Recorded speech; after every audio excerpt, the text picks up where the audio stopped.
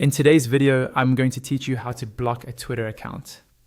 Even though the platform is now called X, the process is the same. And by the end of this walkthrough, you'll know exactly how to stop any account from interacting with you or appearing in your feed. First, open your browser or the X app and go to your home dashboard. This is the main screen you see when you log in, where your timeline of posts appears. Make sure you're signed into the account where you want to apply the block. Take a second to confirm you're on the right profile, especially if you manage more than one account. Next, find the account you want to block. You can do this either from a post they've made that appears in your timeline, or by searching for their username and opening one of their posts.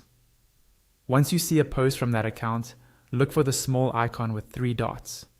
This is usually located in the top right corner of the post. It might look small, but it's the key to all the actions you can take on that post and that user. Go ahead and click on those 3 dots. A menu will slide or pop up with several options related to that account and post. In this list, look carefully for the option that says block followed by the account's username. This is the option that will prevent that account from contacting you, following you, or appearing in your timeline. Click on block for that specific username. When you do this, X will show a confirmation message. This extra step is there to make sure you don't block someone by accident. The confirmation will briefly explain what blocking does. The account will no longer be able to follow you, view your posts while logged in, or send you direct messages. To finish the process, click on block again in this confirmation window. Once you confirm, the block is applied immediately.